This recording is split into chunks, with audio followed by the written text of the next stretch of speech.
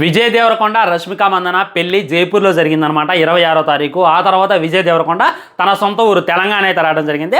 అక్కడ 3000 మందికి ఫుడ్ అయితే పెట్టడం జరిగింది. అండ్ సత్యనారాయణ వ్రతం అని చెప్పి కూడా న్యూస్లో అయితే వస్తుందన్నమాట. సో చాలా మంది ఈ విధంగా వీడియోలు అయితే వైరల్ చేస్తున్నారు. ఒకసారి మీరు పోస్ట్లో చూడొచ్చు.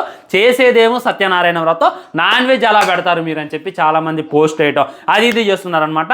భయ్య ఎవరైనా సరే వాళ్ళ సొంత ఊర్లో ఫుడ్ పెడతారు. ఇది కొత్త కానే కాదు. దీన్ని ఇంత వైరల్ చేయాల్సిన అవసరం లేనే లేదు.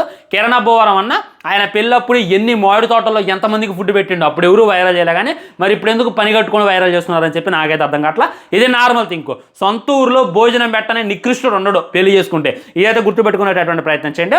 ఇంకోటి ఏంది, సత్యనారాయణ వ్రతం రోజు నాన్ వెజ్ పెట్టడం ఏంది, మటన్ పెట్టడం ఏంది, చికెన్ పెట్టడం ఏంది అని చెప్పి ఇంకా చాలా మంది పత్తిత్తులు అయితే కామెంట్ చేస్తున్నారు. అక్కడ పెట్టేటటువంటి విజయ్ దేవరకొండకి ఏ విధమైనటువంటి ప్రాబ్లం లేదు. వెళ్ళి తినేటటువంటి జనాలకు కూడా ఏ విధమైనటువంటి ప్రాబ్లం లేదు. ఎంగిలాగా ఎలుకునేటటువంటి ఎదవలకే అక్కడ ఉన్నటువంటి ప్రాబ్లం. సత్యనారాయణ వ్రతం చేసేది వాళ్ళ ఇంట్లో, అర్థమైందా? పెళ్లి అయిన తర్వాత వాళ్ళ సొంతూరు వెళ్ళి అక్కడ సత్యనారాయణ వ్రతం ఆల్రెడీ వాళ్ళిద్దరు కూర్చొని చేశారనమాట. కానీ ఈ భోజనాలు ఏదైతే ఉన్నాయో పెళ్లి భోజనాలు పెళ్ళప్పుడు పెట్టలేదు కదా. సో ఊరోళ్ళందరికీ ఆ టైంలో కండక్ట్ చేయడం జరిగింది. సత్యనారాయణ వ్రతానికి ఈ పెళ్లి భోజనాలకి ఏ విధమైనటువంటి సంబంధం లేదు అనేటటువంటిది మళ్ళీ గుర్తుపెట్టుకోండి. ఎందుకు భయ్యా పెట్టేటటువంటి తిండి మీద కూడా వాడు ఎరుతారు మరీ దారుణంగా. ఇంత దరిద్రులు ఉన్నారా అనిపించింది చూస్తుంటే నాకు.